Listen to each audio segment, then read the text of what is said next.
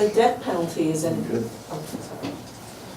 Welcome to our Senate availability, our media availability. This is 29th day of the legislative session and long past halfway, so spending more time on the floor because committees now are going to wind down over the next week and a half, 2 weeks, and so they're not sending more bills out to the floor that we won't be able to address, and that's first of the session, a lot of committee meetings, little floor time, and then it transitions to the opposite. We welcome those who are watching us over the internet, and we welcome your questions, so please send in any questions that you have. We'll start with the media. We have Senator Backus today. Maybe we just turn some time over to you. Made an announcement today. So it was really an honor to be asked to be in the majority party leadership. I hadn't expected it, and I guess it's an internal joke, right? I hope it was a joke. Look, I want to say that it's with some amount of sadness that I've announced that I won't run for re-election. I have enjoyed my 6 years here, but I'm a firm believer in you got to run a sprint and leave everything out there, leave nothing on the table, and then get the hell out. So I feel like 6 years is a long time, long enough. The Lord only takes 2. So as long as that's the case, I'm terrifically appreciative of the Democrats, of course, and of the Republicans. You know, I have not had a harsh word with a senator, not so much with a House member, but I've never, ever had a harsh word with a senator in the entire time that I've been in the Senate, although I know they're irritated with me regularly. And they have been, particularly the president, who is open-minded and as decent a person that there could be in public life. He doesn't really vote the way I want him to, but as far as giving me an opportunity to be open-minded, so I'm appreciative of that. Gina's been a great leader for the Democrats, and I've really, really enjoyed my time here. On the other hand, I will work as hard as I can to defeat almost all of them on the other party. But I do appreciate their hard work and their dedication. So what was the motivation for deciding to leave? I mean, 6 years is enough, yeah, but you've been fundraising and you've also been, at least it seemed like, laying the groundwork for another run. Yeah, you know, I went in with the idea of 6 years and then put it off 100 times and put it on, and so I kicked it around during the whole session, and it was just made the final decision this last long holiday weekend to go ahead and, it's a citizen legislature. There ought to be new citizens in here. I think everything I can say, I've said. I think every position I have, I've taken. I think I've stood there and had my say. You know, maybe somebody else can say it better or come up with new ideas. I'm ready to move along. I'm sure there will be other adventures in life, and the Senate has been a place that has been a treasure and has brought me to the White House and to places that I never imagined that I could go. So it's been a grand adventure, and I'll work hard the next 9 or 10 months to finish up with an unaccustomed flair, but that's what I'll try to do. Why announce now with 3 weeks left in the legislature? It's more of a mechanical thing because, you know, the election is not until November, but there's a lot of things that kind of pile up. Signature collecting and announcements. So I wanted to give other people an opportunity to get in. And unlike, it annoys me when legislators maneuver around and pick their successor. And it happens all the time, and I think it's undemocratic. It's like a monarchy. So I told no one. It was none of the contenders or anybody that I thought might even be a contender, and left this quiet. So, you know, as Chairman Mao said, let 1,000, what's the rest of it? 1,000 something fly? Let 1,000 flowers bloom.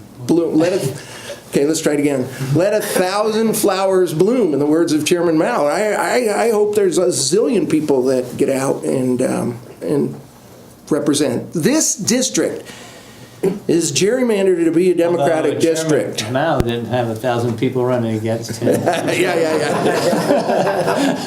So demographically, what would you like to see in a successor in the People's Republic of the Avenues? Look, what I want to see is somebody who is strong enough to stand up. Look, it takes some guts, not for me, but to stand up today and look at all your colleagues that are passionate about, most everybody, that are passionate about this national park, and to stand up and say, you guys are dead wrong. This is an imbecilic, terrible, horrible idea that future generations are going to hate you for. I mean, I don't have any problems doing that at all. So that's what my district wants to hear.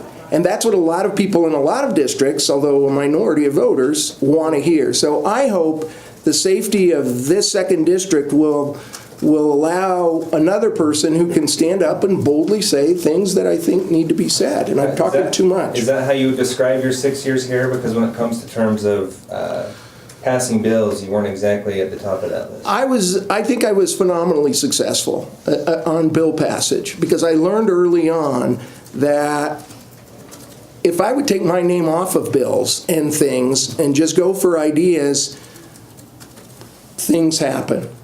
Ronald Reagan had that on his desk. You can accomplish a lot if you don't care about who gets the credit.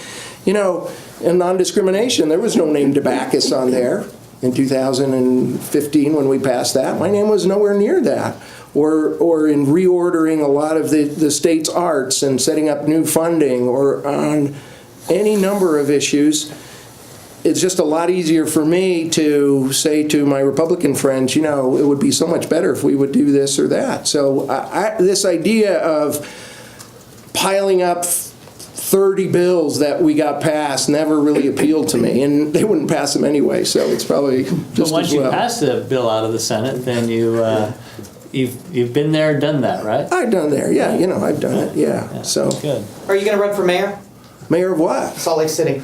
I'm not thinking about that. I got the next 9 or 10 months that I'll be focused on being the best senator and doing 100 things. And I plan to spend a lot But you more. jumped out of the Senate to go into the mayor's race, and then you jumped out again. So I just wonder if you're contemplating a run for Salt Lake City. You know what? I need to spend some time with my husband and some time just having a good life, because it's been a sprint for 6 years.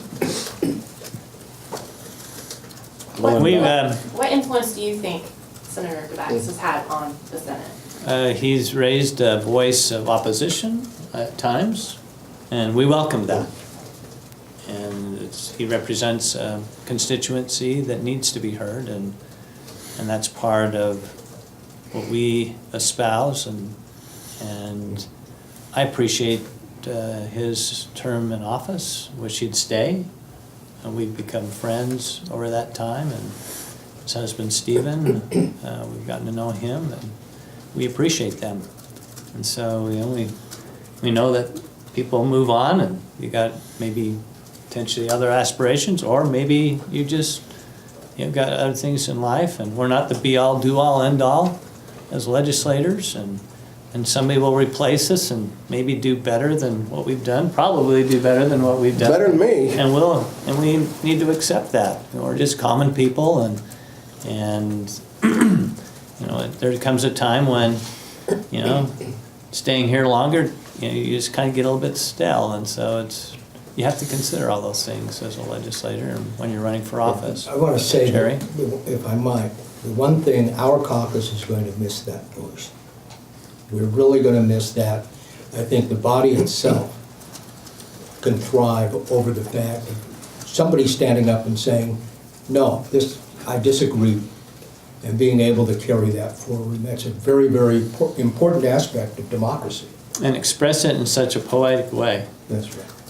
And with that, Senator Debacus, do you think that anybody can fill your shoes? You've carved yourself out as a niche of being that alternative voice in the Senate, being that voice that will say the things that quite frankly, the minority caucus won't go there.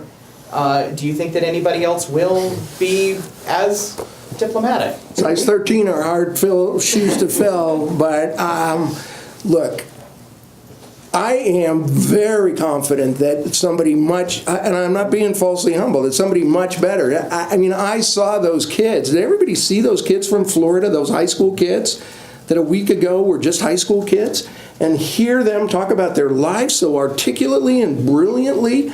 I know there are people in the 2nd District that are going to come forward, and we're just going to be astonished at how effective and articulate and good they are. And, you know, I have asked, I do want to be remembered around the Capitol, and I was going to talk to the President. There is a memorial I would like, and there's a hot air duct over in the Senate office building, and I'm hoping that they'll put a plaque by that hot air duct, call it the Here's Jim a can of spray DeBacchus.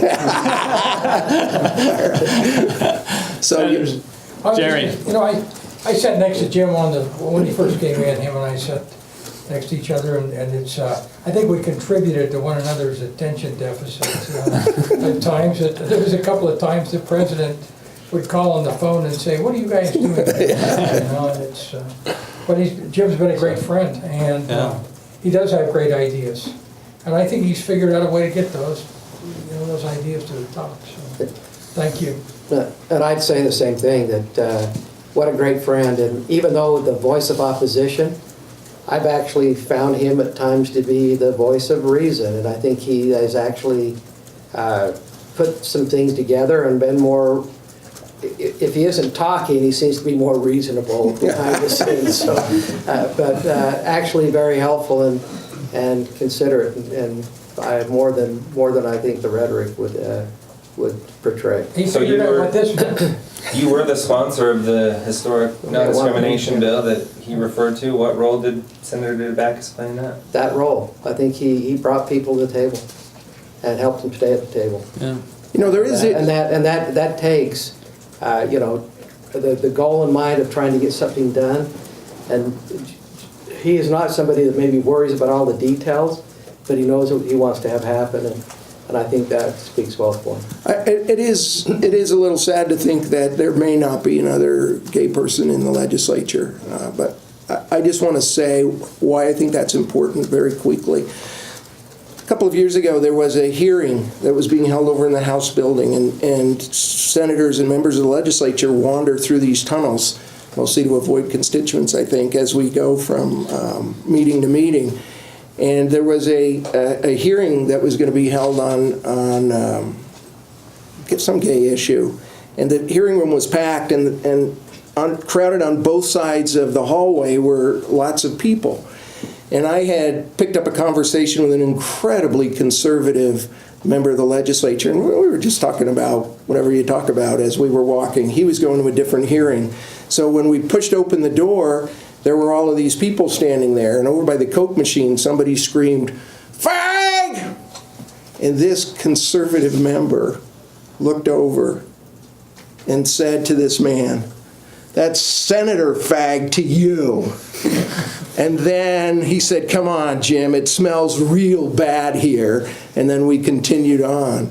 So the ability to have actual, real, live, gay, lesbian, transgendered, and bisexual people in the body, and they're making the decisions, sitting on the other side, whether it's judicial confirmations or issues, I think is really, really important for this state. I think that kind of broad diversity, not just on LGBT, but in other areas, is a place that we do need some work. So I'll shut up. But I have to say that the tunnels are really not to avoid constituents, but avoid lobbyists. Oh, okay, all right. Those are fun. Which it seems like are all the constituents out now.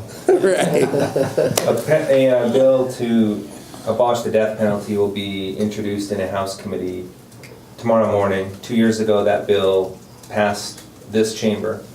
Your thoughts on it this time around? Well, we don't know what the body's thinking. I had mixed feelings when I voted for that bill a couple of years ago. I still have mixed feelings about, on one hand, whether it actually is a deterrent to crime versus what are the costs long-term in keeping someone in prison that's never going to get out. versus the cost of going through all the legal process and actually putting someone in that situation of, the death penalty. So we'll see what happens. I still sense that there's some favor for that bill. Senator Davis, I think your caucus voted for that last time. I think we pretty much well supported the abolishment of the death penalty. And I think as a deterrent, that's the question. Is it it's in place because it's supposed to be a deterrent. And yet we see death row filling with people all the time. And we have the death penalty here, but when was the last time it was used? right. It's been a long time. 2010, I think. So maybe pick up Senator DeBackis's role of a contrary opinion. I actually would not be in support of the bill. I having seen victims and talked to victims, and the latest one was not the victim, but the family of the victims of the student at University of Utah, and to see his family come over from China and to have and talk to them about their feelings. It's a dynamic issue, and I think the things that have been talked about here are pretty accurate, but there's more to it than just all of those other details. And when somebody's life is taken, it's a big deal, and I think we need to look at the whole effect of that. And so it probably won't be a bill I'd probably support. Were you surprised by the announcement today that the House Speaker is pushing this legislation? It seems kind of late in the session to start something like that. No, I wasn't surprised. He didn't tell me beforehand, but it didn't strike me as surprising. Why not? I mean, this late in the session to come out in favor of some pretty significant legislation. Well, the Speaker does that all the time. He's very passionate about issues, and we respect that completely. And so I suspect there may even be a couple more issues that he'll feel pretty passionate about. Do you have any concern about the impact on the process? Again, it's more than midway through the session. This is a significant issue. Are you going to have time to deal with all the opposing views? I think a lot of things are looked at as, do we have enough time? Your session is short. Well, the answer to that, the session is short. And we have to pack all these issues into that session, and some of these issues come towards the end of the session. In fact, some of the biggest issues usually they're being worked on. And this isn't the first time that we've dealt with the death penalty bill. Senator Urquhart ran that bill 2 years ago, so we had a good look at that 2 years ago. I don't see it as not having enough time or a surprise bill. There are some of those issues that will come towards the end, but this one I would characterize as a process that's taken years and is still trying to work its way to that magical passage, so to speak, through the legislature. And it still might take several years. The question also is this bill on a fast track to go? It still has to go through the hearing processes, it has to go through the process of the board, and then it has to go into because we're that short, it'll have to be a prioritized bill as well. Sure. So it's all process. The Speaker can probably get it teed up for a committee early over there, but is that a topic that you feel like you'd need to have a Senate hearing on as well? We'd like to have Senate hearings on all those topics, every topic. But a lot of them don't get that. Or is that Yeah, one that you feel like because we run out of time to do our committees. Right. That's the nature of what we deal with. But that bill in particular, because of the politically charged environment, would you want to have a hearing over here on that bill if it does come over? I would like to have a hearing, yes. So we've been working very hard in both bodies to make sure that we obey the rules coming down to the end, so that we have public hearings in the opposite house. We've been working on that. If you take a look over the past couple of years, that the one thing that we have done is extended our committee hearings almost to the last day. Sure. That helps avoid, that helps promote 2 committee hearings for all bills. It isn't always that case, but probably better than we've ever done. Do we have any questions from, Not today. okay, all right, we'll Can we take one just more ask question. Quickly about the new revenue numbers, are those still planned for tomorrow? Won't be anything until tomorrow afternoon. And I assume that's when we expect to see kind of a gelling of plans for any kind of tax reform or additional money for education that would need more. I think that'd revenue. be a little premature to say that, but we'll have the revenue numbers tomorrow, I think, kind of one step at a time. It's the beginning of the gelling. Haven't quite got it in the refrigerator yet. Add water, yeah. All right, thank you, everyone. Thank you. Thank you.